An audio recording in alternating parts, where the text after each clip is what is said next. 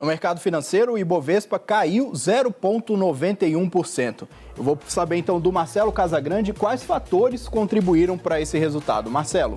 Olha, Fernando, pode-se dizer que foram pelo menos dois pilares, um deles envolvendo dados econômicos dos Estados Unidos e o outro aqui no país envolvendo declarações, posicionamentos, falas, enfim, do presidente Lula. Lá fora, o que aconteceu? A inflação norte-americana subiu 0,5% em janeiro, comparando com dezembro de 2022, e isso deixa ali os investidores um pouco receosos. Por que isso acontece?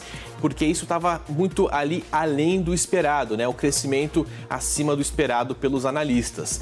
Isso deve fazer com que o Federal Reserve, já nas próximas reuniões, tenha uma postura um pouco mais dura, com um resultado um pouco diferente do adotado até então. Os investidores, claro, acabam deixando de lado os investimentos que envolvam risco. Aqui no Brasil, o presidente Lula tem mostrado interesse, principalmente em conversas com a equipe econômica, de flexibilizar justamente a meta da inflação. Meta inclusive de 1%, seria um crescimento de 1% nessa meta. Essas interlocuções, essas conversas de bastidores têm se tornado públicas por alguns momentos. Isso tem deixado inclusive investidores receosos, com inseguranças envolvendo o futuro. Decisão de fato deve sair já amanhã, quinta-feira, na reunião do Conselho Monetário Nacional, que vai confirmar ou não esse posicionamento. Outro ponto que tem repercutido, mas de forma um pouco mais positiva, foi a entrevista do presidente do Banco Central, Roberto Campos Neto, à jornalista Vera Magalhães no programa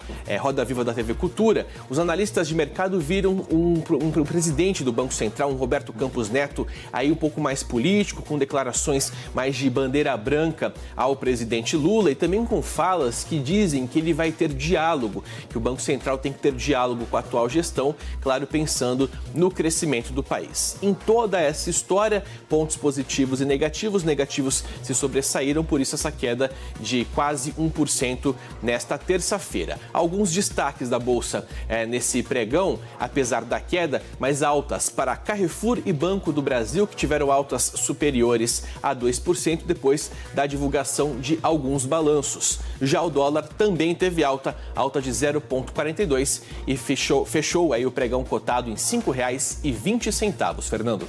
Muito obrigado, Marcelo.